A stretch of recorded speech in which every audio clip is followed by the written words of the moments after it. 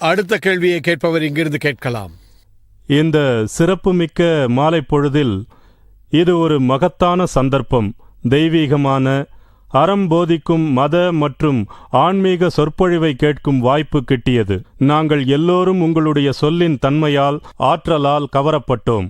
அது மனிதனின் நடவடிக்கையை மாற்றி அமைக்கும். எனது பெயர் ராம்தாஸ். நான் மின் வாரியத்தில் மக்கள் தொடர்பு அதிகாரியாக இருக்கின்றேன். நான் இஸ்லாத்தை பற்றி உயர்ந்த எண்ணம் கொண்டுள்ளேன். ஒரு ஹிந்துவாகிய நான் இஸ்லாத்தை பற்றி உயர்ந்த நல்லெண்ணம் கொண்டுள்ளேன்.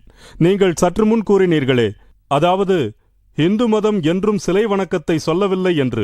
துரதிர்ஷ்டவசமாக இந்து மதம் சுயநல எண்ணங்கள் நிறைந்த தங்களை தலைவர்கள் என்று காட்டிக்கொள்பவர்களால் தவறாக வழிநடத்தப்படுகிறது. அவர்கள் திட்டமிட்டே மக்களை ஆதிக்கம் செலுத்துகிறார்கள். சிலை வணக்கம் தொடர்பான விஷயத்தில் 90% இந்துக்கள் தவறாக வழிநடத்தப்படுகிறார்கள். அதாவது சிலை வணக்கம், வேதங்கள் உபனிஷதங்கள் எப்போதுமே சிலை வணக்கத்தை பற்றி பேசியதில்லை. அதன் அடிநாதமே அந்த வரையறைதான். அதாவது அன்பும் இரக்கமும் தான் இறைவனின் அடையாளம். அந்த அடையாளத்தை கிறிஸ்தவ மதத்தில் ஆன்மா என்கிறார்கள், இஸ்லாத்தில் ரூஹ் என்கிறார்கள், இந்துவில் ஆத்மா என்கிறார்கள். அதில் மிகவும் துரதிர்ஷ்டவசமானது என்னவெனில், சுயநல நடவடிக்கை கொண்ட மத ஆச்சாரியர்களால் அவர் முஸ்லிம்களாக இருந்தாலும் கிறிஸ்துவராக இருந்தாலும் இந்துவாக இருந்தாலும் அவர்கள் எல்லோரும் சுயநலம் படைத்தவர்கள். அவர்கள்தான் உலகம் எங்கும் மக்களை வழிநடத்தி கொண்டிருக்கிறார்கள். இப்போது என்னுடைய கேள்வி என்னவென்றால், எனது அன்பிற்குரிய ஒரு கற்றறிந்த அறிவுள்ள மனிதர் டெல்லியில் உள்ள திவான் அவர்கள் சரியாக குறிப்பிட்டார். அதாவது இஸ்லாம் ஒளிமிகுந்த முற்காலத்தை கொண்டது. ஆனால் துரதிர்ஷ்டவசமாக இன்றைய சமீபத்திய உலகில் நகைப்புக்கிடமானதாக ஆகியுள்ளது. அதற்கு காரணம், இப்போது இந்து தலைவர்களைப் போலவே முஸ்லிம் தலைவர்களும் நடந்து கொள்கிறார்கள். ஆனால் ரூஹானியை அறிந்து கொள்ளாமல் பார்வையற்றவர்களாக வாழ்கிறார்கள். கண் திறந்தால் இறைவனை இன்னும் நெருக்கமாக காண முடியும். ஆனால் மனிதனோ கண்ணை மூடிக்கொண்டு வாழ்கின்றான். நாம் வாழும் இந்த பிரபஞ்சத்தில் சூரியன் ஒன்றுதான். காற்றுக்கு எந்த மதமும் இல்லை, தண்ணீருக்கும் மதம் இல்லை. ஒரு இந்து சகோதரன் முஸ்லிம் சகோதரிக்கு ரத்தம் கொடுத்தால் அவர் உயிர் பெறுகிறார். அதாவது அந்த இரத்தத்தை நாம் கொடுத்துவிட்டால் அந்த முஸ்லிம் பெண்மணி உயிர் பெறுகிறார், அவரது உயிர் காப்பாற்றப்படுகிறது. அப்படி என்றால் ஒரு ஹிந்து முஸ்லிம் பெண்மணிக்கு ரத்தம் கொடுத்ததினால் அவர் ஹிந்துவாக மாறிவிடுவாரா? நான் தெளிவாகவே சொல்கிறேன். இரண்டாவது, ரத்தம் கொடுத்ததால் உயிர் பிழைத்தார். அவர் மனதார பாராட்டுகிறார், மகனே என் உயிரை காப்பாற்றிவிட்டாய். மகனாக ஏற்றுக்கொண்டு விட்டார். ரத்தம் ஏ பாசிட்டிவோ பி பாசிட்டிவோ ஓ பாசிட்டிவோ எதுவாக இருந்தாலும் ஒரு முஸ்லிம் பெண்மணிக்கு அவரது சொந்த மகனின் ரத்தம் சேரவில்லை. ஆகவே நாம் பார்க்க வேண்டியது என்னவென்றால் மனித நேயம். மனிதனுக்கு ஒரே மதம்தான். பாருங்கள், அந்த பெண்மணிக்கு சொந்த மகனின் ரத்தம் பொருந்தவில்லை. இந்துவின் ரத்தம் பொருந்தியதனால் அவர் ரத்தம் கொடுத்தார். அவர் அவனை மகனாக ஏற்றுக்கொண்டார். அந்த தாயை காப்பாற்ற மதத்தின் அவசியம் இல்லை. இது முதல் கேள்வி. நான் கூறுகிறேன், இன்று மனிதன் ருஹானியை அறிந்து கொள்ளவில்லை. கண்ணிருந்தும் பார்வையற்றவனாக வாழ்கிறான். மனக்கண்களை திறந்து அவன் இறைவனை காண வேண்டும். இறைவனை புரிந்து கொள்ளாமல் அவன் மனதில் வெறுப்புதான் நிறைந்துள்ளது. வெறுப்பெனும் நெருப்பில் எரிகிறான். இஸ்லாம் அன்புதான் முதன்மையானது என்கிறது. முகமது நபி அவர்கள் 1000 ஆண்டுகளுக்கு முன்பாக அன்பை பற்றி எவ்வளவு விரிவாகவும் தெளிவாகவும் குர்ஆனில் சொல்லியிருக்கிறார். இஸ்லாத்தில் ஜகாத் உள்ளது. ஜகாத் ஒரு நல்ல விஷயம். நன்கொடையாக பணம் தந்து உதவுகிறார்கள். ஏழையின் திருமணத்திற்கு பணம் கொடுத்து உதவுகிறார்கள். ஆகவே இஸ்லாத்தில் இருக்கும் நல்ல விஷயங்களை யாரும் அறிந்து கொள்ளவில்லை. ஆனால் நான் அதை முழுமையாக ஏற்றுக்கொள்கிறேன். நல்ல விஷயங்கள் உள்ளன, ஆனால் துரதிர்ஷ்டவசமாக அதை யாரும் முழுமையாக நடைமுறைக்கு கொண்டு வரவில்லை. திவான் அவர்கள் மதரசாக்கள் வெளிப்படையாக இருக்க வேண்டும் என்று சொன்னார். இந்துக்களும் அங்கு வந்து படிக்க வேண்டும். உண்மையான இறைவனை புரிந்து கொள்ளாமல் இன்று இஸ்லாம் மோசமடைந்து விட்டது. கிறிஸ்தவ மதம் ஈகோயிசம். அவர்களுக்கு அதிக சக்தி வேண்டும் என்பதால் இஸ்லாத்தை அழிக்கிறார்கள். அதுதான் கிறிஸ்தவ மதத்தின் ஈகோயிசம். இந்து மதத்தில் பலவிதமான பிரச்சனைகள் உள்ளன. ஆகவே இந்த மத தலைவர்கள் ரூ என்றால் என்னவென்று புரிந்து கொள்ளவில்லை. இந்த ரூ தான் இறைவனின் உண்மையான அடையாளம். இஸ்லாமில் உள்ளது, பைபிளிலும் இதுதான் உள்ளது. இந்த ரூவை புரிந்து கொள்ளாமல் பார்வையற்றவர்களாக வாழ்கிறார்கள். இதை புரிந்து கொள்ளாமல் மனிதன் உயிர் இருந்தும் பிணங்களைப் போல் வாழ்ந்து கொண்டிருக்கிறான். இந்த ரூவை பற்றி நாம் மதரசாவில் படித்து தெரிந்து கொண்டால் இந்த உலகம் முழுவதும் அன்பும் ஆதரவும் நிறைந்திருக்கும். அன்பின் மதமாக உலகம் முழுவதும் இஸ்லாம் நிறைந்திருக்கும். இதுதான் என்னுடைய முதல் கேள்வி. என்னுடைய இரண்டாவது கேள்வி, இல்லை, இது என்னுடைய முதல் கேள்வி. ரூஹை புரிந்து கொள்ளவில்லை. இது இரண்டாவது கேள்வி. பெண்களை தவறான கண்ணோட்டத்தில் பார்ப்பது இந்து மதத்தில் உள்ளது. இந்து மதத்தில் பெண்களை தவறான கண்ணோட்டத்தில் பார்க்கிறார்கள். இஸ்லாமியர்களும் அப்படித்தான் பார்க்கிறார்கள், கிறிஸ்துவர்களும் அப்படித்தான். பெண்களால் தான் உலகமே சுழல்கிறது. இப்போதுதான் ஒரு இளைஞனிடம் கேட்டீர்கள், ஒரு ஆண்மகன் குழந்தையை பெற்றெடுக்க முடியுமா என்று கேட்டீர்கள். ஆண்மகனால் குழந்தையை பெற்றெடுக்க முடியாது. ஒரு தாய், ஒரு பெண் தான் குழந்தையை பெற்றெடுக்கிறாள். உலகமே அங்கிருந்துதான் ஆரம்பமாகிறது. ஒரு பெண் தான் ஆணை பெற்றெடுக்கிறாள். ஆனால் ஒரு ஆண் அவளை அசிங்கப்படுத்துகிறான். அது இந்துவோ கிறிஸ்தவனோ முஸ்லீமோ. ஆகவே பெண்களின் நிலை இன்று எல்லா மதங்களிலும் மோசமாகிக் கொண்டிருக்கிறது. அதனால்தான் சொல்கிறேன், இது கலியுகம், அதாவது கல்கி அவதாரம் என்றெல்லாம் சொல்வார்கள். அதாவது இறுதி நாட்கள் என்று கிறிஸ்தவ மதத்தில் சொல்வார்கள். அதாவது கலியுகம் என்றால் முடிவு நாட்கள். உருதுவில் ஹயாமத் என்று சொல்வார்கள். ஆகவே இந்த இறுதி நாட்களில் பெண்களே கூட பெண்களுக்கு இருக்கும் புனிதத்துவத்தை புரிந்து கொள்வதில்லை. ஒரு கேளிக்கை பொருளாகத்தான் பெண்களை இன்று பார்க்கிறார்கள். எல்லா மதங்களும் அப்படித்தான் பார்க்கின்றன, தவறான கண்ணோட்டத்தோடு. இதுதான் இரண்டாவது கேள்வி. இப்போது இஸ்லாம் இந்த இறுதி நாட்களில், அதாவது இந்த முடிவு நாட்களில் இஸ்லாம் இது பற்றி என்ன கூற விரும்புகிறது? அதாவது பெண்களை நாம் மதிக்க வேண்டும், அன்புதான் முக்கியம், பெண்கள் தான் நம்மை பெற்றெடுக்கிறார்கள். ருஹானியை புரிந்து கொள்ளுங்கள், அன்பு செலுத்துங்கள், இந்த கேளிக்கையை நிறுத்துங்கள். இரண்டாவது கேள்வி, முதலில் ருஹானியை புரிந்து கொள்ளவில்லை. ஏன் மனிதர்கள் கண்ணிருந்தும் பார்வையற்றவர்களைப் போல இந்த உலகில் வாழ்ந்து கொண்டிருக்கிறார்கள்? அன்புதான் மிக முக்கியம். ருஹானி, உங்கள் கேள்விக்கு பதிலளிக்கிறேன். உங்கள் கேள்வியை நான் நன்றாக புரிந்து கொண்டேன். நீங்கள் பதில் தருவீர்கள் என்று எதிர்பார்க்கிறேன். உலக மதங்களைப் பற்றி நான் ஒரு புத்தகம் எழுதுகிறேன். அதற்காகத்தான் நான் உங்களிடமிருந்து சரியான பதிலை எதிர்பார்க்கின்றேன். மிக்க நன்றி. உங்கள் சிறிய சொற்பொழிவிற்கு நன்றி. உங்கள் நல்ல வார்த்தைகளுக்கும் நன்றி. நீங்கள் என்னை பற்றி பேசினீர்கள், இஸ்லாத்தை பற்றி பேசினீர்கள். என்னை பொறுத்தவரையில் எல்லா புகழும் அல்லாஹ் சுப்ஹானஹு வ தஆலாவையே சேரும்.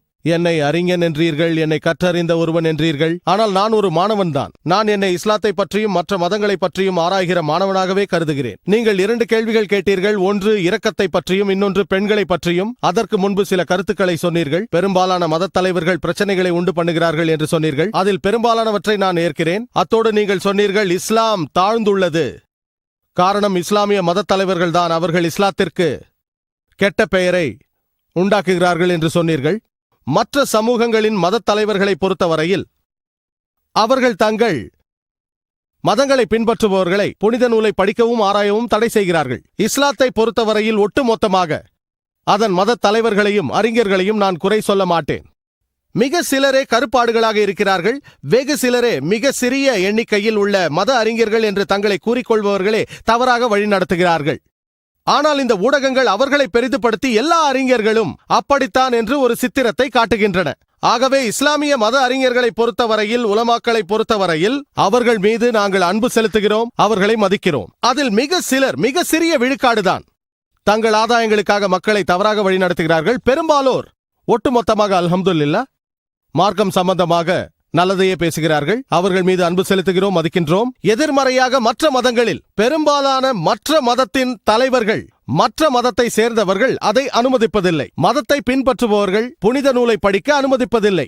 நீங்கள் சரியாக சொன்னீர்கள், இந்து மதம் சிலை வணக்கத்தை கண்டிக்கிறது. ஆனால் 90% மக்கள் சிலை வணக்கம் செய்கிறார்கள். ஏனென்றால் பின்பற்றுபவர்கள் புனித நூலை படிக்க அனுமதிக்கப்படுவதில்லை. உங்கள் கேள்விக்கு வருவோம். நீங்கள் சொன்னீர்கள், ஒரு ஹிந்து ஒரு முஸ்லிமுக்கு ரத்தம் தருவதனால் ஒரு முஸ்லிமின் உயிர் பாதுகாக்கப்படுகிறது. ஆகவே முதன்மையானது அன்புதான். இங்கு மதம் எங்கு வந்தது என்றீர்கள்? அந்த நபர் இந்துவாக மாறிவிடுவாரா? ஒரு முஸ்லிம் இந்துவுக்கு ரத்தம் கொடுத்தால் அவர் முஸ்லிமாக மாறிவிடுவாரா? அல்லாஹ் கூறுகிறான் திருக்குரானில், சூரா அல் மாய்தா அத்தியாயம் 5 வசனம் 32, எவரோ ஒருவர் ஒரு ஆத்மாவை வாழ வைக்கிறாரோ, எவரோ ஒருவர் முஸ்லிமோ முஸ்லிம் அல்லாதவரோ இன்னொரு ஆத்மாவை வாழ வைக்கிறாரோ, முஸ்லிமோ முஸ்லிம் அல்லாதவரோ, அவர் மொத்த மனித இனத்தையும் வாழ வைப்பவரைப் போல் ஆவார். ஆகவே எந்த ஒரு மனிதரும் இன்னொரு மனிதருக்கு ரத்தம் செலுத்தி அவரது உயிரை காப்பாற்றினால், முஸ்லிம் இந்துவிற்கு கொடுத்தாலும் இந்து முஸ்லிமிற்கு கொடுத்தாலும் அந்த மனிதர் மொத்த மனித இனத்தையும் காப்பாற்றிவிட்டார்.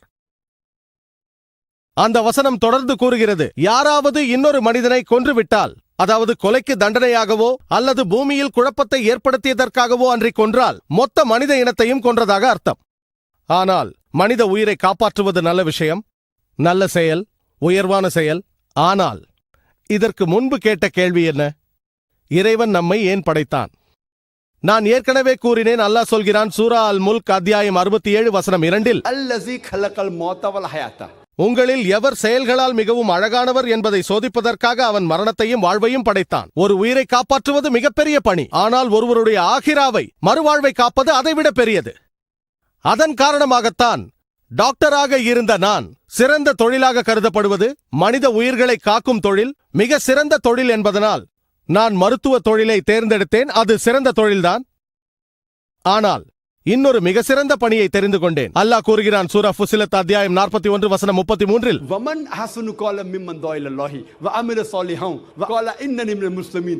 எவர் அல்லாஹ்வின் பக்கம் மக்களை அழைத்து சாலிகான நல்ல அமல்கள் செய்து நிச்சயமாக நான் முஸ்லிம் என்று கூறுகிறாரோ அவரை விட சொல்லால் அழகியவர் யார்? ஆகவே நான் உடலுக்கு மருத்துவம் செய்வதிலிருந்து ஆன்மாவுக்கு மருத்துவம் செய்யும் டாக்டராக மாறிவிட்டேன். அதுதான் மிகச்சிறந்த பணி. ஒருவருக்கு இரத்த தானம் செய்து உயிரை காப்பாற்றுவது நல்ல விஷயம்தான். ஆனால் ஒருவருக்கு உண்மையை எடுத்துக் கூறி மறுவாழ்வை காப்பது மிக உயர்வானது. ஆகவே எனது வேலை முஸ்லிம்களிடத்திலும் முஸ்லிம் அல்லாதவர்களிடத்திலும் பேசுவது. முஸ்லிம்களிடத்தில் குர்ஆனுக்கு நெருங்கி வாருங்கள், பின்பற்றுங்கள் என்று கூறுவேன். இறுதி இறை தூதரை பின்பற்றுங்கள் என்று கூறுவேன். இந்துக்களுக்கும் கிறிஸ்தவர்களுக்கும் பௌத்தர்களுக்கும் நான் கூறுவது, பொதுவாக இருக்கும் விஷயங்களில் நாம் ஒன்றுபடுவோம். புனித நூல்கள் ஒத்துப்போகும் விஷயங்களை கடைபிடிப்போம். வித்தியாசங்களை ஓரம் வையுங்கள், பிறகு பேசிக் கொள்வோம். பொதுவான விஷயங்களை பின்பற்றலாமே. ஆகவே நான் அவரது மறுவாழ்வை காக்க விரும்புகிறேன். மறுவாழ்வை காப்பது இந்த வாழ்வை காப்பதை விட முக்கியமானது. இந்த வாழ்வும் சிறந்தது, முக்கியமானது. நாம் பிரார்த்திக்கும் போது இரண்டிற்கும் சேர்த்துதான் செய்கிறோம். ربنا آتنا في الدنيا حسنة وفي الآخرة حسنة وقنا عذاب النار. இறைவனை இந்த உலகிலும் மறு உலகிலும் எனக்கு நன்மையை தந்தருள்வாயாக, நீ அந்த நரகத்தை விட்டும் என்னை பாதுகாப்பாயாக என வேண்டுகிறோம். இந்த உலகை விட மறுமை உலகம் மகத்தானது. அதன் காரணமாகத்தான் சூரா அத்-தஹ்ரீம் அத்தியாயம் 66 வசனம் 11-இல் பாரோவின் மனைவி, ஃபிரோனின் மனைவி ஹஸ்ரத் ஆசியா, அவருக்கு சாந்தி உண்டாகட்டும், அவர் அல்லாஹ் சுப்ஹானஹு வ தஆலாவிடம் சொல்கிறார், இறைவனே, நான் எனது இந்த உலக செல்வங்களை எல்லாம் மாற்றிக்கொள்ள விரும்புகிறேன். அவர் அன்று இந்த உலகின் மிக பெரும் செல்வந்தரின் மனைவி. அக்காலத்தில் உலகின் மிகவும் சக்தி வாய்ந்த மனிதன் பாரோ, ஃபிரோன். அவர் இறைவனிடம் வேண்டுகிறார், இந்த உலகத்தில் உள்ள எனது செல்வத்தை எல்லாம் நான் உனது சொர்க்கத்தில் ஒரு மாளிகையை பெற்று உனது நெருக்கத்தை பெறுவதற்காக மாற்றிக்கொள்ள விரும்புகிறேன். ஆகவே உலகத்திலேயே செல்வந்தரின் மனைவி தனது செல்வங்களை இழக்க விரும்புகிறார். எதற்காக? மறுவாழ்விற்காக. உங்கள் கருத்தை நான் ஏற்கிறேன். மனிதர்கள் மீது அன்பு செலுத்துவது நல்ல விஷயம்தான். ஆனால் ஒரு மனிதனுடைய மறுவாழ்வை காப்பது எல்லாவற்றையும் விட மகத்தானது. நான் எல்லா மக்களிடமும் சொல்வது என்னவென்றால், பொதுவான விஷயத்தின் பக்கம் வாருங்கள். குறைந்தபட்சம் பொதுவானதை பின்பற்றுங்கள். வித்தியாசங்களை ஒதுக்கி வையுங்கள். குறைந்தபட்சம் பொதுவானதை பின்பற்றலாமே. சிலை வணக்கம் செய்யாதீர்கள். ஒரே இறைவன் என்பதை நம்புங்கள். அந்திம ரிஷியை பின்பற்றுங்கள். நாம் ஒன்றாக இருப்போம். யாரும் வெறும் பெயரால் முஸ்லிம் ஆகிவிட முடியாது. அப்துல்லா, ஜாக்கிர், சுல்தான், எவன் ஒருவன் தன் விருப்பத்தை இறைவனிடம் சமர்ப்பிக்கின்றானோ அவனே உண்மையான முஸ்லிம். முன்பு கேள்வி கேட்ட சகோதரியிடம் சொன்னேன், உங்கள் விருப்பத்தை இறைவனிடம் சமர்ப்பியுங்கள். உங்களிடமும் அதையே தான் சொல்கிறேன். இறைவனின் விருப்பம் கடைசி வெளிப்பாடாகும். புதிய ஏற்பாடு, பழைய ஏற்பாடு என்றெல்லாம் இருக்கிறது. கடைசி ஏற்பாடு திருக்குர்ஆன் ஆகும். உங்கள் புனித நூல்களில் கூறப்பட்டுள்ளதை பின்பற்றுங்கள். பைபிளில் கூறப்பட்டுள்ளதை பின்பற்றுங்கள். என்னுடைய விண்ணப்பம் நாம் அனைவரும் நல்ல சகோதரர்களாக இருக்க வேண்டும் என்பதே. மனித சமூகத்தின் சகோதரர்கள் நமது விருப்பத்தை இறைவனிடம் சமர்ப்பிக்க வேண்டும். மக்கள் சாதாரணமாக லேபிளை கண்டு அஞ்சுவார்கள். லேபிள் முக்கியம் அல்ல என்பேன். அல்லாஹ் சொல்கிறான் சூரா ஆல இம்ரான் அத்தியாயம் 3 வசனம் 19-இல், إن الدين عند الله الإسلام. இறைவனிடத்தில் அங்கீகரிக்கப்பட்ட மார்க்கம் தன்னை எல்லாம் வல்ல இறைவனிடத்தில் சமர்ப்பிப்பதாகும். நீங்கள் உங்களை எல்லாம் வல்ல இறைவனிடத்தில் அர்ப்பணித்து விட்டால் உங்கள் ஆக்கிரா, உங்கள் மறுவாழ்வு காப்பாற்றப்படும். உங்கள் இரண்டாவது கேள்விக்கு வருவோம். பெண்களை பற்றி பேசினீர்கள். எல்லா மதங்களும் பெண்களை தரம் தாழ்த்தி வைத்திருப்பதாக சொன்னீர்கள். கிறிஸ்தவ மதம், இந்து மதம், பிறகு இஸ்லாம் என்றும் சொன்னீர்கள். பெண்களை தவறான கண்ணோட்டத்தில் பார்க்கிறார்கள். கிறிஸ்தவர்கள் பார்க்கிறார்கள், இந்துக்கள் பார்க்கிறார்கள், முஸ்லிம்களும் அப்படித்தான் பார்க்கிறார்கள் என்று சொன்னீர்கள். தன் விருப்பத்தை இறைவனிடம் சமர்ப்பிப்பவனே முஸ்லிம் ஆவான். எந்த ஒரு முஸ்லிமும் பெண்களை தவறான கண்ணோட்டத்தோடு, தவறான எண்ணத்தோடு பார்க்க மாட்டான். அப்படி பார்த்தால் அவன் முஸ்லிம் அல்ல. அல்லாஹ் சொல்கிறான் சூரா அன்-நூர் அத்தியாயம் 24 வசனம் 30-இல், பெண்களுக்கான இஜாபை பற்றி மக்கள் பேசுகிறார்கள். அல்லாஹ் திருக்குர்ஆனில் முதலில் ஆண்களுக்குத்தான் இஜாப் என்கிறான். முஃமின்களான ஆடவருக்கு கூர்வீராக அவர்கள் பார்வைகளை தாழ்த்தி வெட்கத்தலங்களை பேணி பாதுகாக்க வேண்டும். ஒரு ஆண் பெண்ணை பார்க்கும் பொழுது எந்த ஒரு தவறான சிந்தனையோ அல்லது எண்ணமோ வந்தால் பார்வையை தாழ்த்திக் கொள்ள வேண்டும். இது வேதங்களிலும் குறிப்பிடப்பட்டுள்ளது. நீங்கள் ரிக்வேதத்தை படித்தால் புத்தகம் 8 வேதவரி 33 மந்திரம் 19-இல் பிரம்மா உங்களை ஒரு பெண்ணாக படைத்திருக்கிறான். ஆகவே பார்வையை தாழ்த்திக் கொண்டு தலைக்கு சீலையை போட்டு மறைத்துக் கொள்ளுங்கள். ஆகவே இந்து வேதம் பெண்களை மதிக்கிறது. ஆனால் வேதங்களின் வேறு பகுதியில் பெண்கள் இழிவுபடுத்தப்படுகிறார்கள். அதை நான் சொல்ல விரும்பவில்லை. மனுஸ்மிருதியை படித்தால் பெண்களுக்கு எதிராக பல விஷயங்களை சொல்கிறது. அதை நான் இங்கு சொல்ல விரும்பவில்லை. காரணம், டாக்டர் ஜாகிர் நாயக் இந்து மதத்தை அவதூறு செய்கிறார் என்று சிலர் பேசுவதை நான் விரும்பவில்லை. பைபிள் வசனங்களும் கூட பெண்களை பற்றி நல்ல விஷயங்களை சொல்கின்றன, மோசமான விஷயங்களையும் சொல்கின்றன. நல்ல விஷயங்களை சொல்லுவேன், மோசமானவற்றை சொல்ல மாட்டேன். திருக்குரானில் பெண்களுக்கு எதிராக ஒரு வசனத்தையாவது சுட்டிக்காட்டுமாறு நான் உங்களுக்கு சவால் விடுகிறேன். பெண்களுக்கு எதிராக ஒரு சஹீஹான ஹதீஸாவது குறிப்பிட்டால் சுட்டிக்காட்டுங்கள். ஆம், சமூகத்தில் சில கருப்பு ஆடுகள் இருப்பார்கள். சில முஸ்லிம்கள் இருக்கலாம், பெயரளவில் முஸ்லிம்கள். அவர்கள் பெண்களை பார்ப்பார்கள், கேலி செய்வார்கள். ஆனால் அவர்கள் உண்மையான முஸ்லிம்கள் அல்ல. ஆகவே நீங்கள் இஸ்லாமும் முஸ்லிம்களும் பெண்களை தவறான கண்ணோட்டத்தோடு பார்க்கிறார்கள் என்று சொன்னால் அது தவறு. இந்து வேதங்களில் தவறான வசனங்களை எடுத்துக்கொண்டு இந்து மதம் பெண்களுக்கு எதிராக பேசுகிறது என்று சொன்னால் மதங்களை ஒப்பிட்டு பார்க்கும் மாணவன் என்பதால் நான் ஏற்பேன். சரி, நீங்கள் பேசுவது பெண்களுக்கு எதிராக மனுஸ்மிருதியில் வரும் வசனங்களை பற்றி என்று. பைபிளில் பெண்களுக்கு எதிராக வரும் வசனங்களை நீங்கள் எடுத்துக்கொண்டு அந்த சகோதரர் இந்த வசனங்களை படித்து விட்டார் என்று சொல்லலாம். ஆனால் நான் சவால் விடுகிறேன், திருக்குரானில் பெண்களுக்கு எதிராக ஒரு வசனத்தையாவது நீங்கள் சுட்டிக்காட்டுங்கள். நமது அன்புக்குரிய இறை தூதர் முகமது நபி அவர்களின் கருத்துக்களான சஹீஹான ஹதீஸிலிருந்து பெண்களுக்கு எதிராக ஒரு வசனத்தை காட்டுங்கள், பார்க்கலாம். சொல்லப்போனால் முகமது நபி அவர்கள்தான் பெண்களுக்கு சம உரிமையை கொடுத்து அவர்களை முன்னேற்றிய முதல் மனிதர் ஆவார். இஸ்லாத்தில் பெண் உரிமை என்ற தலைப்பில் நான் சொற்பொழிவு அளித்திருக்கிறேன். இஸ்லாத்திலும் மற்ற மதங்களிலும் பெண்கள் என்ற தலைப்பிலும் நான் பேசியிருக்கிறேன், ஒப்பாய்வு செய்திருக்கிறேன். ஆகவே நீங்கள் இஸ்லாத்து பெண்களை தவறாக கருதுகிறது என்று சொல்வது தவறு. ஆனால் இல்லை, நான் தவறாக சொல்ல வரவில்லை. இஸ்லாம் மதத்தில் நிறைய நல்ல விஷயங்கள் இருக்கிறது, ஆனால் அதை யாரும் சரியாக புரிந்து கொள்ளவில்லை என்றுதான் சொல்ல வருகிறேன். அதே போல் இந்து மதத்திலும் நிறைய நல்ல விஷயங்கள் இருக்கிறது. நான் யாரையும் குறை கூறுவதற்காக நன்றி சகோதரரே, நான் உங்களுக்கு நன்றி கூறுகிறேன். நான் குறிப்பிடுவது என்னவென்றால், துரதிர்ஷ்டவசமாக நல்ல விஷயங்களை நிறைய மனிதர்கள் பின்பற்ற தயங்குகிறார்கள் என்றுதான் சொல்ல வருகிறேன். சகோதரரே, நான் இதை ஒப்புக்கொள்கிறேன். சில கருப்பு ஆடுகள் இருக்கிறார்கள் என்பதை நான் ஒப்புக்கொண்டேன். ஆனால் ஒரு மெர்சிடிஸ் வாகனம் எவ்வளவு நன்றாக இருக்கிறது என்று சோதிக்க வேண்டுமானால் அந்த காரை ஓட்டத் தெரியாத ஒரு மனிதர் ஓட்டுநர் இருக்கையில் அமர்ந்து அதை விபத்துக்குள்ளாக்கினால் யாரை குறை கூறுவீர்கள்? காரையா, ஓட்டுநரையா? ஓட்டுநரை தானே. அந்த வாகனத்தில் இருக்கும் நல்ல விஷயங்களை தெரிந்து கொள்ள அதன் குறிப்புகளை நீங்கள் சோதித்து பார்க்க வேண்டும். அதன் ஓட்ட சராசரி என்ன, அதன் பிக்கப் என்ன, அதன் கியர் ரேஷியோ என்ன, பாதுகாப்பு முறைகள் எவ்வாறு உள்ளது. அதே போல் இஸ்லாத்தை பற்றி தெரிந்து கொள்ள குர்ஆனை படியுங்கள், ஹதீதுகளை படியுங்கள். முஸ்லிம்களை பார்க்காதீர்கள். வாகனத்தை சோதனை ஓட்டம் செய்ய ஒரு சிறந்த ஓட்டுநரை இருக்கையில் அமர்த்துங்கள். சிறந்த முன்மாதிரி முகமது நபி அவர்கள் தான், அவருக்கு சாந்தி உண்டாகட்டும். கிறிஸ்தவ பைபிளில் சொல்லப்பட்டுள்ளது. ஆதியாகமம் அதிகாரம் 3 வசனம் 16 எல்லாம் வல்ல இறைவன் சொல்கிறான், ஓ ஸ்திரீயே, நீ வேதனையோடையே பிள்ளையை பெறுவாய். அது எல்லாம் வல்ல இறைவனின் சாபம். குழந்தை பேறு பெண்களை சிறுமைப்படுத்துகிறது. இஸ்லாம் குழந்தை பேற்றின் மூலம் பெண்களை மேன்மைப்படுத்துகிறது. அல்லாஹ் சொல்கிறான் சூரா நிசா அத்தியாயம் 4 வசனம் 1, உங்களை பெற்றெடுத்த தாய்மையை மதியுங்கள். மேலும் சூரா லுக்மான் அத்தியாயம் 31 வசனம் 14, நாம் மனிதனுக்கு தன் பெற்றோர் மீது அன்பு செலுத்துமாறு போதித்தோம். அவனுடைய தாய் பலகீனத்தின் மேல் பலகீனம் கொண்டவளாக அவனை சுமந்தாள், மேலும் வேதனையோடு உன்னை பெற்றெடுத்தாள். அன்பான இறை தூதர் சொன்னார்கள், உனது தாய் உன்னை 9 மாதம் சுமந்ததற்கு ஈடாக நீ மலையளவு தங்கத்தை கொடுத்தாலும் ஈடுகட்ட முடியாது என்றார்கள். இதைத்தான் இஸ்லாம் கூறுகிறது. ஒரு மனிதர் இறை தூதர் முகமது நபி அவர்களிடத்தில் வந்து ஒரு கேள்வி கேட்டார். சஹீஹுல் புகாரியில் கூறப்பட்டுள்ளது. பாகம் 8 அதாப் பாடத்தில் அத்தியாயம் 2 ஹதீத் 2, ஓ இறை தூதர் அவர்களே, இந்த உலகில் அதிகமாக இரக்கம் காட்டப்பட வேண்டியவர் யார்? அதற்கு உன் தாய் என்று பதில் சொன்னார்கள். அதன் பிறகு யார் என்று கேட்க இறை தூதர் உன் தாய் என்று சொன்னார்கள். அதன் பிறகு யார் என்று கேட்க மறுபடியும் உன் தாய் என்று சொன்னார்கள். அதன் பிறகு யார் என்று கேட்க அப்போதுதான் தந்தை என்று சொன்னார்கள். இதன் பொருள் 75% 4 3 பங்கு இரக்கம் தாய்க்கே, 4 1 பங்கு 25% தந்தைக்கு செல்கிறது. சுருக்கமாக சொன்னால் தாய் தங்க பதக்கத்தையும் வெள்ளி பதக்கத்தையும் வெங்கல பதக்கத்தையும் பெறுகிறார். தந்தை ஆறுதல் பரிசை பெற்று திருப்தி அடைய வேண்டும். இதுதான் இஸ்லாத்தின் தத்துவம். ஆனால் உங்கள் கருத்தை ஏற்கிறேன். மேற்கத்திய நாடுகள் பெண்களை இழிவு செய்கிறார்கள். பெண்கள் பற்றிய மேற்கத்திய நாடுகளின் அடையாள குறிப்பு என்ன தெரியுமா? உடலியல் பற்றிய எதிர்பார்ப்பு, கௌரவத்தை கவர்ந்து கொள்ளல், ஆன்மாவை சீரழித்தல் என்பதே ஆகும். மேற்கத்திய சமூகம் பெண்கள் முன்னேற்றம் என்ற பெயரில் பெண்களை இழிவுபடுத்தி உண்மையில் அவர்களை தாசிகளாகவும் வப்பாட்டிகளாகவும் கலை கலாச்சாரம் என்ற போர்வையில் சமூகத்தின் வண்ணத்து பூச்சிகளாக மாற்றிவிட்டார்கள். கலை கலாச்சாரம் என்ற பெயரில் என்ன செய்கிறார்கள்? மகள்களை விற்கிறார்கள், தாய்களை விற்கிறார்கள், உயர்ந்த அந்தஸ்தை தருவதாக சொல்கிறார்கள். அநேக விளம்பரங்களில் நீங்கள் பெண்களைத்தான் காண முடியும். பெண்களுக்கு சம்பந்தமில்லாத பொருளாக இருந்தாலும் சரி. அநேக மோட்டார் சைக்கிள் விளம்பரங்களில் பெண்களையே காண முடியும். எத்தனை பெண்கள் மோட்டார் சைக்கிள் ஓட்டுகிறார்கள்? இருப்பினும் பெண்களையே காண்கிறோம். கார் விளம்பரத்திலும் கூட பெண்களையே காண்கிறோம்.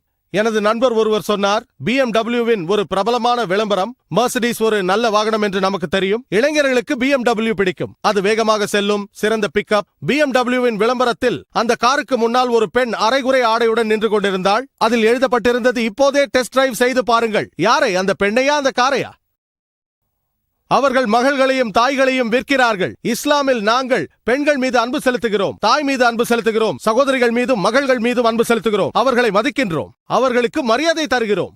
இஸ்லாத்தில் பெண்களின் உரிமை என்ற வீடியோ கேசட்டை பாருங்கள். இதுவே எனது பதில். மிக்க நன்றி. மத்தியில் உள்ள ஒளி